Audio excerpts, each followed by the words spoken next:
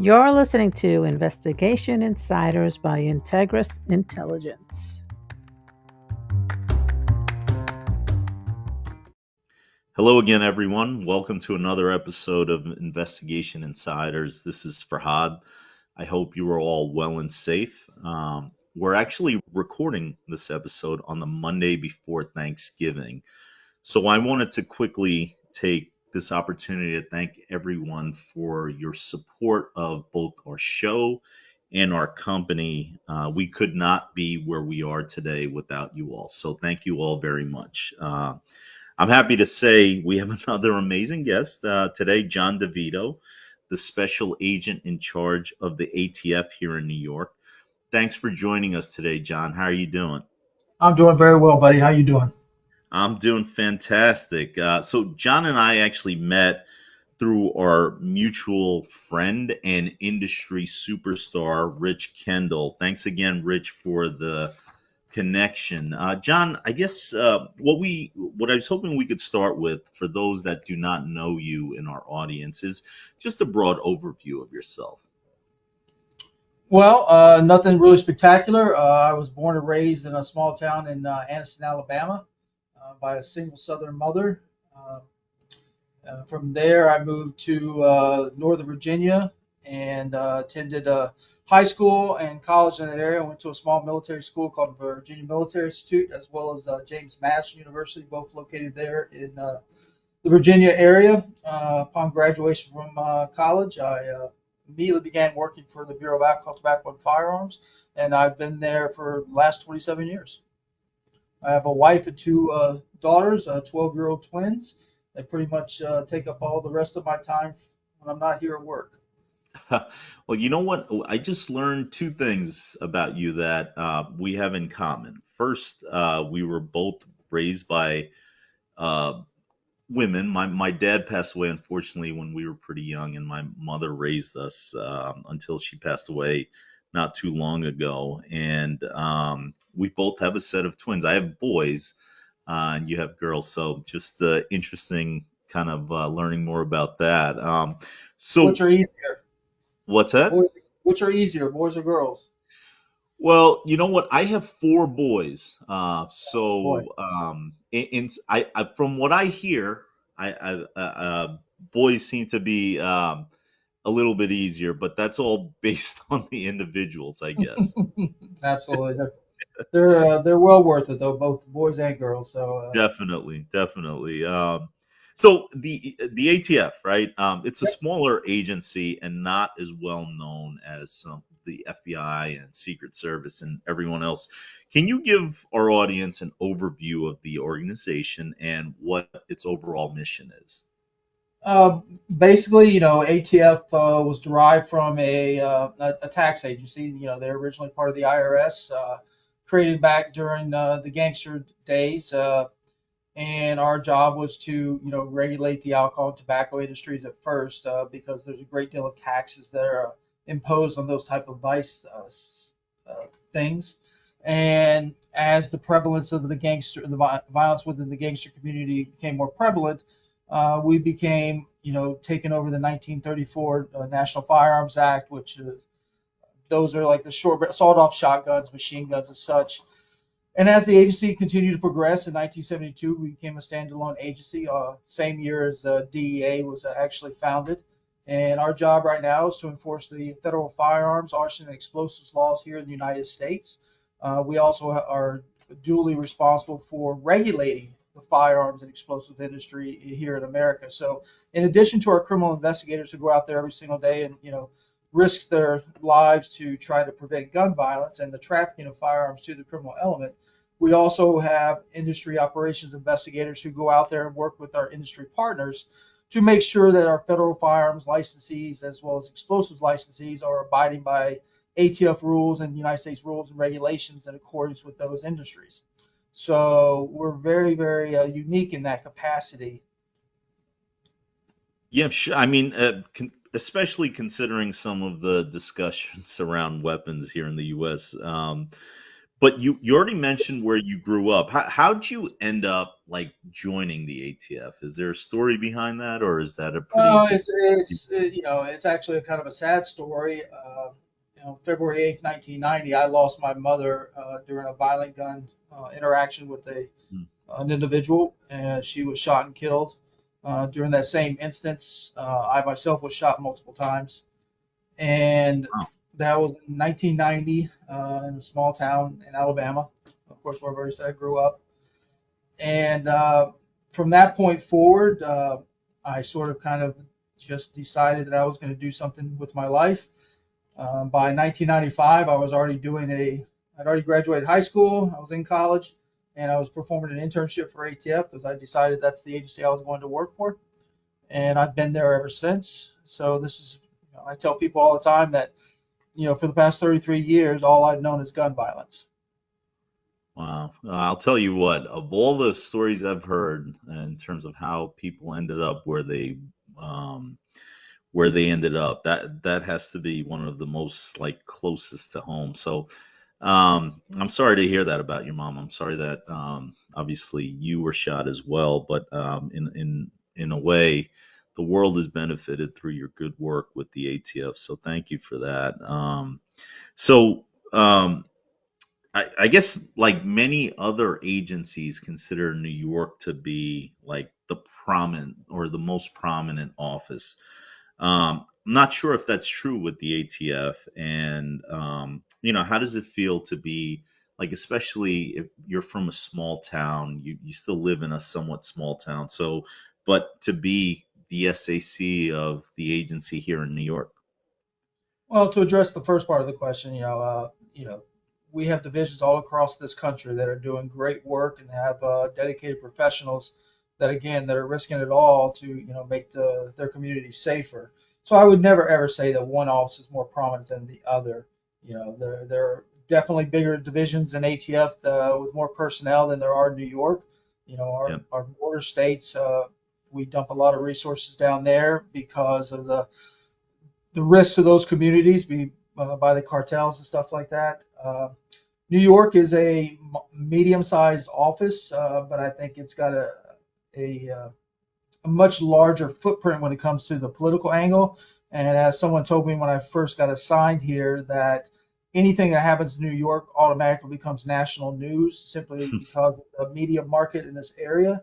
So they sure. definitely wanted to make me aware of that, and to mind my P's and Q's and make sure that we were running the office in a professional manner, because at the end of the day, anything that happens here is going to be broadcast out, loud and clear.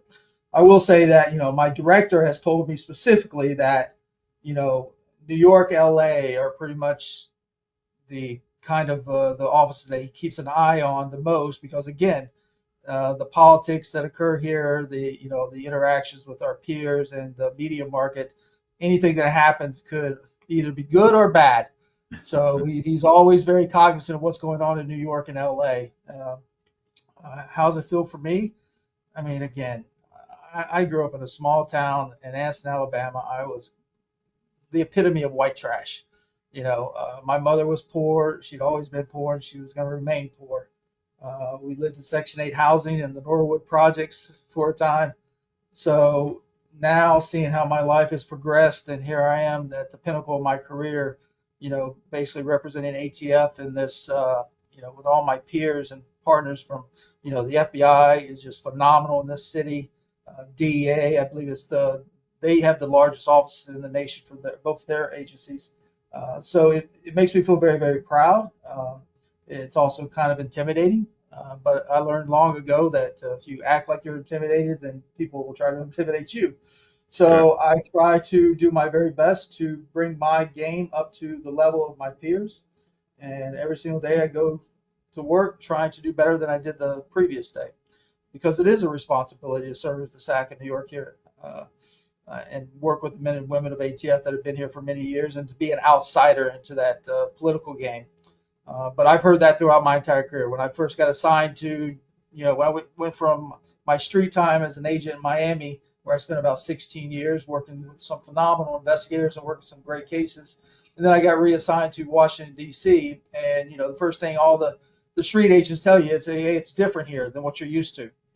And then when I got reassigned to New York and New Jersey, and what I've found is that the politics are all the same, bad guys are all the same, and we're doing the exact same job here that we were doing in Miami. We're trying to dedicate our time more effectively to better address the violent gun crime that's plaguing our cities. Sure. No, that's very helpful. So you actually sort of alluded to being better today than yesterday, and so I guess when you got here, and I guess you probably thought about what do I want to accomplish here, and so just curious as to what your goals were, and have you all as a team been able to get to some of those goals and accomplish them? Yeah, absolutely. So first and foremost, I had a very, very clear game plan when I arrived in New York City, and that was 100% to become better partners with NYPD. Hmm. Uh, Here we have NYPD, the largest police force in the entire nation. The well-funded, professional staff. They've got every tool under the sun to help protect the public. But what I knew is that we had tools at ATF that were being underutilized, such as the tracing program, which allows us to track the first manufacturer, first sale of a firearm to which recovered in a crime, as well as our National Integrated Ballistic Information Network, which allows us to basically tell the crime gun story of that specific firearm. So I knew I wanted to make sure that NYPD and ATF were the best partners when it came to utilizing all the crime gun intelligence that is being generated on a daily basis by the criminal elements here in New York. So I wanted to ensure that those two tool sets were optimized to the nth degree. So that was the plan of action that I set forth for myself when I first arrived. In addition to that, I knew that once we had NYPD exploiting those tools, everybody else would come into the fold, FBI, DEA, as well as all of our other state and local partners, to include the state police, because they would see the benefits of exploiting that information in real time and working together in a collaborative manner to, again, better protect the public. The more we know about crime guns, the better we are to prevent the crimes they're used in. And that was a moniker that I tried to just, espouse every single time I had a meeting with any of my state and local partners. And I was sort of a bull in the china shop. I had been in this game for a long time. Violent crime is my arena. So I specifically, would call out partners and say, hey, look, we're not doing this right. We need to change things here and there. And I decided, since this was what I expected to be my last stop in federal law enforcement, that I was going to pull out all the stops and basically just break down walls and break down silos of intelligence, which have existed for many, many years in the gun violence realm. That's amazing that again you initiated that and feel like you've made a dent in it. So that's fantastic. And I mean, obviously, from a very practical perspective, that has impact on everybody's lives, New Yorkers and otherwise. So that's fantastic. So what are the things that stick out in your mind about your time in general with the ATF? Uh, Again, having the opportunity to work with some of the finest investigators on some of the biggest cases that this country has seen. I remember being a street agent working a case, and I was actually in the grand jury room interviewing a witness with Michael Brown, who was an assistant United States attorney who's now a federal judge, when the first plane hit, and us pulling in the TV and watching those attacks that terrorized our country. And I remember the next day being assigned to the FBI Miami Field Division to assist with the 9/11 investigation about tracking the movements of these suspects prior to the attacks. And I remember thinking what a monumental moment this was in our American history, and how I was playing a small role, but hopefully significant. Then I remember getting the call that I was being sent to DC as a street agent in Miami because of the DC sniper attacks, and being assigned an investigative team in Southern Virginia, basically trying to track these movements, and being one of the first teams at the steakhouse when we found the note. And then again, as my career progressed, being the assistant special agent in charge of the Washington Field Division, I received a phone call from one of my street agents saying, hey, and something just happened at the softball field. I happen to live about 6 blocks from the softball field where Congressman Scalise was shot. Sure. And us arriving on the scene, at first thing in the morning, thinking this was nothing, and then realizing, oh no, this was actually, a domestic terrorism event, and waiting for our FBI counterparts to arrive and being good partners with them and providing them whatever intel we could on the suspect and the firearm, just working hand in hand with them. And then as recently as April 12, 2022, when Frank James, terrorized the city and fired over 32 rounds on a crowded subway car. I remember being down there about 8:30 in the morning, walking the subway terminal, seeing that devastation that this individual perpetuated on the citizens of New York. And again, knowing that the men and women of ATF, with our partnership with NYPD, basically took this crime gun intelligence from the firearm itself, tracked the life cycle of that gun, which encompassed 15 years, 5 different states. And then about 9 o'clock that night, calling my peers over at NYPD saying, we got him. We put the gun in his hand. And that changed it from a suspect to we have a defendant now. Yep. That was a powerful moment for us, and it really showcased all the tools that we had built the previous 3 years to show that efficiency that we had put in place here in New York City, that we took this random gun, found at the scene of the crime, and then tracked it across this country over a span of 15 years, and actually had able to come back and say, this intelligence works if we use it, but it has to be optimized to the nth degree so that it provides meaningful intelligence for us. And so it was almost like it showcased all this hard work that went into it, and then here we are seeing the fruits of our labor. That's amazing. And, I can't help but, again, come a little bit full circle on you talking about your mom and how you lost her and, kind of what she meant to you, to the work that you've done and the accomplishments you've had. So I'm sure she would be she is very proud to know about everything that you're doing. So really kind of neat to see it all come into sort of play. So as we discussed, our show is called Investigation Insiders, and what we try to do is peel back the layers on the topics of discussion and offer our listeners a behind the scenes look. So that sort of brings us to the topic of our show. How does the work you all do at the ATF impact the safety and security of people and companies in the U.S.? So just want to go through a series of questions. From your perspective as the SAC of the New York office, what are the biggest safety and security concerns or threats to U.S. companies and its citizens? Well, first and foremost, and again, this is that thing I kind of alluded to early on, I think, before the podcast started. Violent gun crime is the number one issue that impacts our society here in America.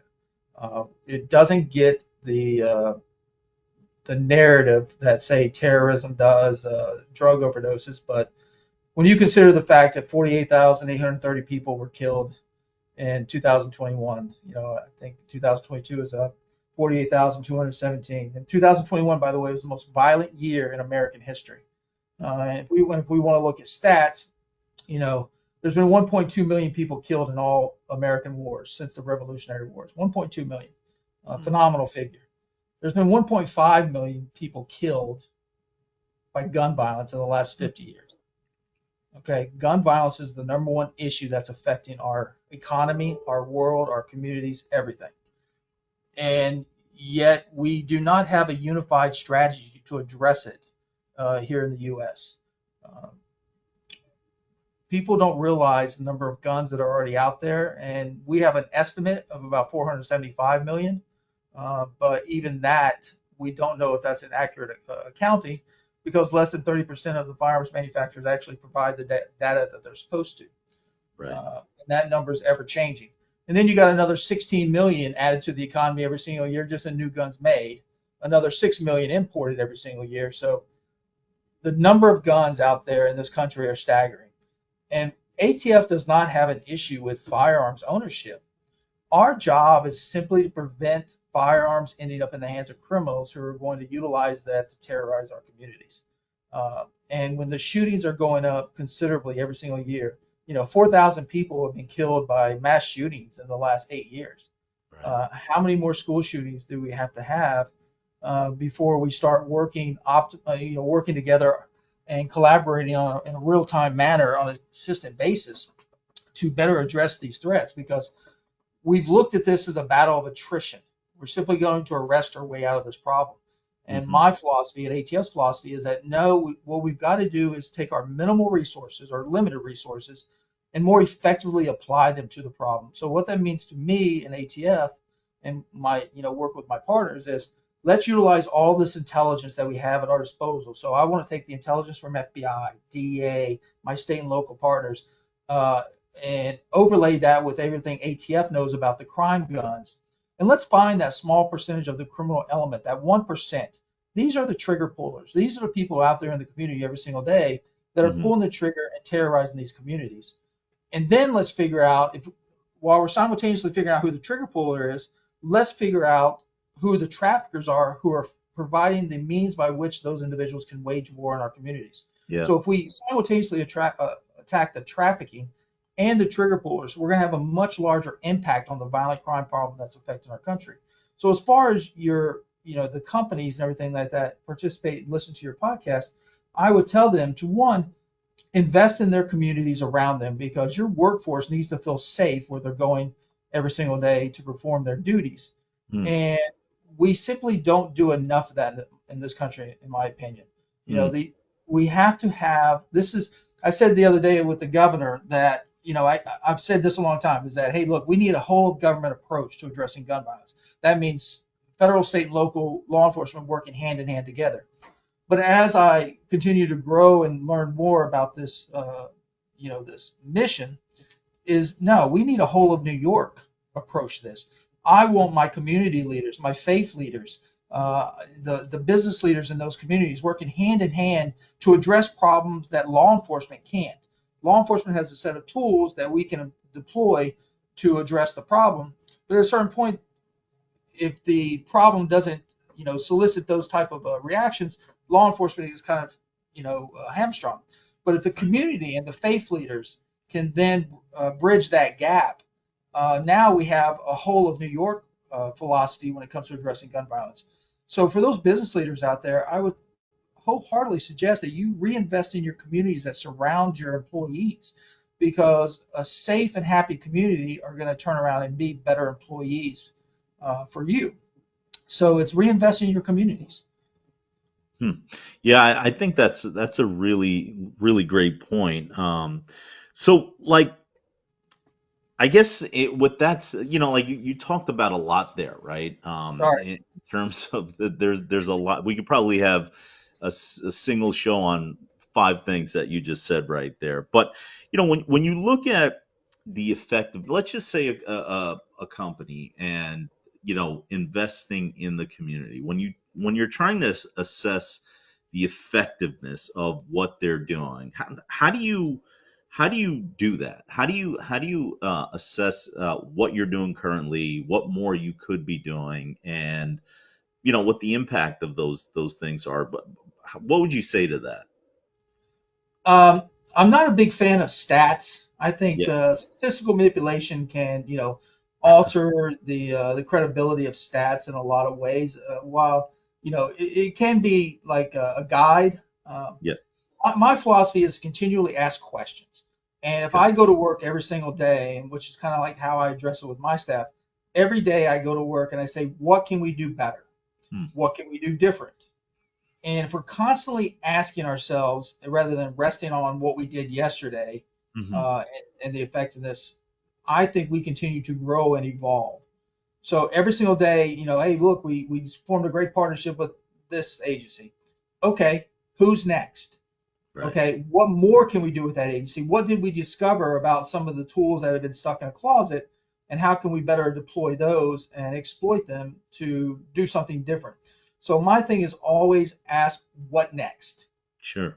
and Sure. what else should we be doing? You're investing in the community. So like take the business question again. We're Yep. investing in the community. Okay, what are we doing to invest in our employees? Are we monitoring their mental health? Do we have some type of social engagement policy or practice where we can see if someone is reaching some type of critical mass? This actually just came up the other day. I get a call from a former colleague asking me to look into a former employee that was exhibiting certain signs. And I told my people, we've got to investigate this because we don't know what could happen. And so we Right. have to act appropriately. But I think companies can do, a lot of good things with ensuring the mental stability and health of their employees. And again, that's going to affect their bottom line because, everybody deals with stress in different ways. Right. So it's all looking internally and asking what more can we do. Yeah. Don't Yeah. I ever guess don't ever stop. I think that's maybe my question rather than say how do you assess the effectiveness. It's more so how do you assess if you're asking the right questions and are you doing it frequently enough, because you're absolutely right. I mean, what happens is, like, there might be an incident or something occurs and all of a sudden everybody is, you know, like very hot on the topic and doing a lot of things, and then it disappears, and so do all the questions, right? But I think what I'm hearing from you, which I agree with, is that process shouldn't start and stop. It should always be going on, and that's where some of the best information is gleaned, and then decisions are made on those. Would you agree with that? And I apologize if I didn't answer your question exactly how you phrased it, but All good. Yeah. you hit the nail on the head. That's Yeah. exactly how I look at it. Is Yeah. we're never perfect. We're Yeah. never going to be perfect. And the moment we initiate this program thinking that it's going to accomplish X, Y, and Z, Yeah. and it does X, Y, and Z, and we go, okay, that's a winner. We're going to keep doing that. Yeah. That's a successful program. Yep. No Yep. one's constantly within that in leadership going, okay, it's working. Where's it going to fail? What are we missing? What could we do more of? And what Right. should we be doing more of? Those questions have to be continuous. Yep. So, and let's make it's all relative too. So this program is succeeding, but yet three other ones are failing, and something slips through the cracks, and we lose somebody. And I tell Sure. people this every day is that, hey, look, I think I'm very good at my job. I'm always trying to push the envelope, and I'm always asking what else. But people die every single day in this country. Kids die in this country every day. A person dies pretty much every hour on the hour in this country. Right. And if I'm simply sitting back and going, "Why I did these programs and they worked great, but people still died." Well, Yep. I fail at my job every single day, and I'm not happy about saying I fail every single day, but I do Yep. because people continue to die and guns get trafficked into the hands of shooters and make that all possible. Well, that's a failure on my part, and that's a failure on law enforcement. So Hmm. there are never good days. Yep. There simply aren't. So every single day I have to wake up and go, what more can I do with the resources I have, with the partnerships I have? Maybe I need to build more partnerships and force multiply. And if I can help a local law enforcement agency better optimize their tools, then we're getting better, but we're still never, judging our effectiveness. We're simply going, did this work? What more should we be doing? Yeah, and I think those are all great points, and I think in fact you answered the question better than I had hoped. So thank you. So maybe, again, going back to the fact that the ATF is not as well known of an agency. I think people are always concerned about how do I stay on top of the threats? How do I learn about information? How do I get information that might be available out there that I don't even know about? So can you talk a little bit about what the ATF offers to private companies and citizens, as far as information and where they could get information, how to address concerns, really? Well, at the end of the day, ATF is a public-facing agency, so we publish a great deal of intelligence on our outward-facing website that's readily available to anybody that has questions about what we do, what we have done, and what the overall landscape of America looks like when it comes to gun violence. So that's readily available to everybody. participating in things like InfraGard here in New York. I think it's something I learned about when I first got here. Working hand in hand with industry and law enforcement and kind of merging those two groups kind of encompasses that philosophy that I have. A whole of New York's strategy to addressing gun violence.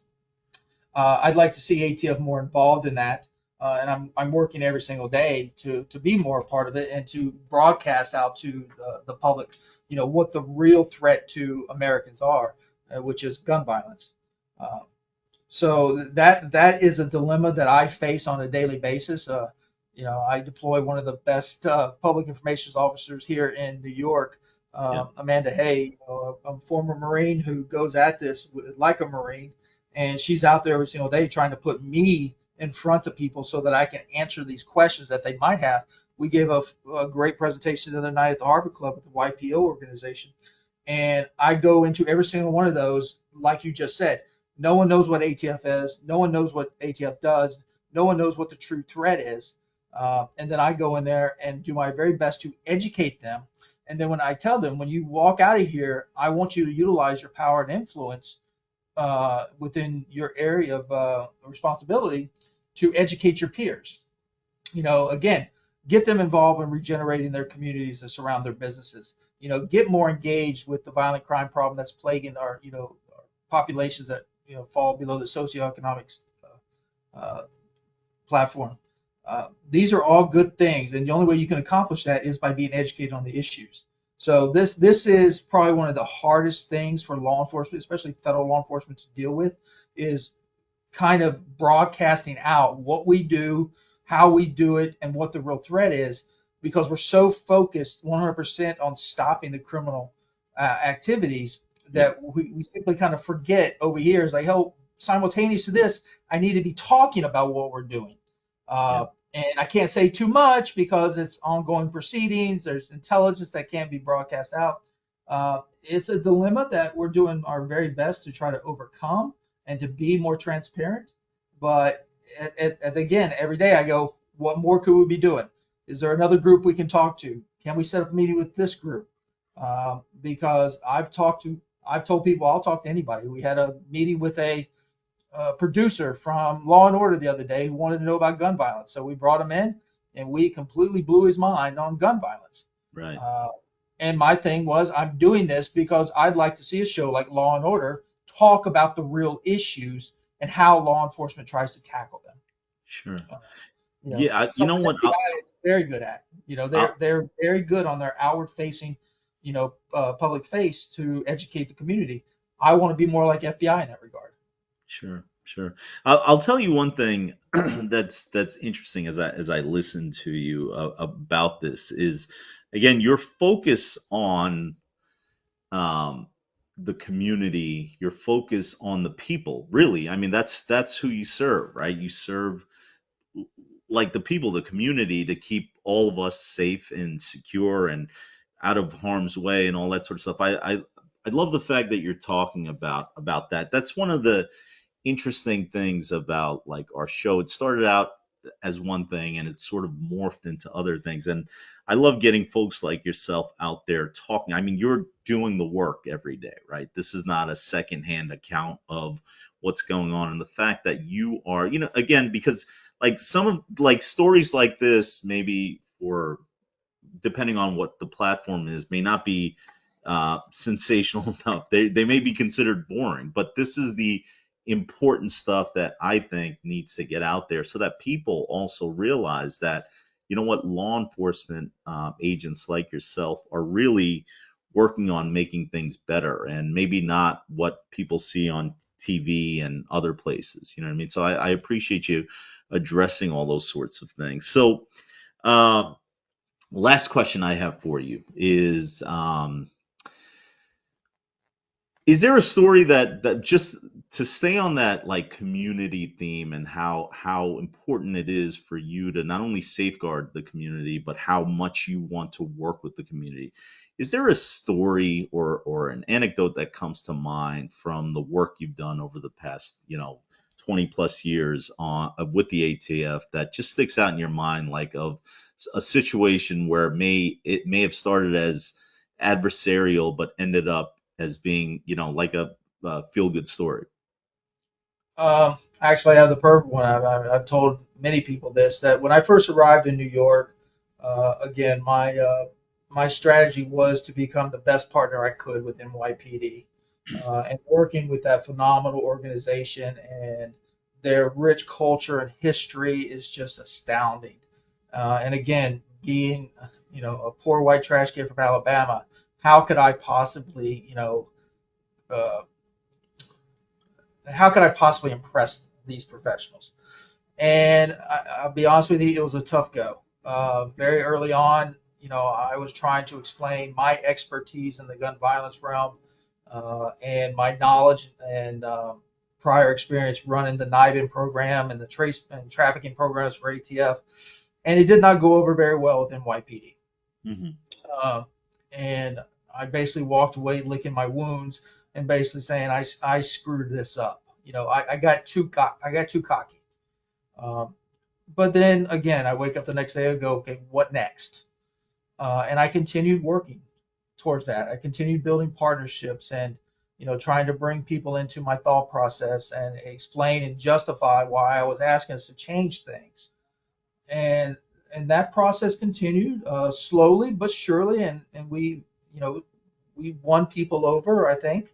And we built this phenomenal partnership, especially with NYPD and HIDA program here in New York City. And we merged our resources to create this intel apparatus. And then again, we say, what next? And then, I wanted to bring in the prosecutors to the fold, because if all my investigators are sitting side by side discussing the violent crime issues, the prosecutors need to be simultaneously within that conversation. Mm. So having the ability to partner with NYPD and get all 5 district attorneys here in New York City to come to a morning meeting every day at 10 a.m. and sit down and talk about the violent crime problem from the night before and figure out how we're going to utilize all of our collective resources and expertise and talent to better protect the public. To me, that was a monumental tasking, because I've been told it never ever occurred. And if it did, it didn't last very long. And Sure. So in February of 2022, we sort of saw this all come to a head, where this program, this partnership, this gun violence strategic partnership was underway, and it was proving successful every single day, because this prosecutor would not know about 3 shootings that occurred in another borough, but they had direct correlation to a case that they were already working. Mm-hmm. And bringing that intel to the front and center of everybody, and then having them work out a strategy to more effectively prosecute, and apprehend and stop that violence, was just amazing. So in February 2022, we get notification that, well, President Biden was going to come visit, because he wanted to see what was going on in New York. Right. So we held this, massive presentation at 1 pp, and there with the Mayor Adams, newly appointed Commissioner Kashant Sewell, and a bunch of U.S. senators. And so my purpose was that day was I was supposed to brief the president. And I remember prior to this event occurring, I was speaking with Attorney General Garland. And again, I have a very curt, in-your-face kind of approach. That's how I was as a street agent. That's how I've been as a SAC here in New York. Is I don't like sugarcoating things. I like being straightforward and blunt, and address the issue rather than talking around it. So I remember right before we were about to sit down, the Attorney General Garland walks up to me and says, "John, whatever you do, don't cuss at the president." And he said it. He's a lovely man. I have nothing but the greatest respect for him. He's been so kind to me. And I remember thinking to myself, he's joking with me, but he's not. And John, realize where you're sitting right now, and you can't be that white trash kid from Alabama right now. You've got to be professional. And to me, that was a surreal moment where it kind of took my breath away a little bit, and I went, okay, act the part. You've accomplished something good. The president's here. This is not the time to yell at the president to do more. Which is exactly what I was planning on doing. I was going to say, hey, look, this is great, but we're failing all over over here. And that was Right. exactly my plan. And I literally, it was a very surreal moment, Rod. And I had Sure. to go, stop, don't be the white trash kid today. Um, just let your peers and your partners and your subordinates bask in their glory of having the praise of the president on something that they've worked so hard to create. Because Yeah. it wasn't me that created it. It was the men and women on the ground that put this entire infrastructure into place in this partnership. I Right. simply just came in with an idea. So to me, Well, that was kind of like the pinnacle of my career right there. And again, it was a surreal moment. that's awesome. I appreciate you sharing that, and I really appreciate you participating in our show and talking about the things that you talked about. I'm hopeful, like each and every episode, that we, a few people, even if one person, two people, 10 people, whatever, walk away with a bit of information that will help them, stay safer, make better decisions, whatever the case is. We consider that a success. So thank you so much for joining me today. Thank you all for tuning in. Till next time, John, thanks so much. Thank you for having us. Don't forget to follow us. We are on LinkedIn and Facebook, Instagram, Twitter, and YouTube.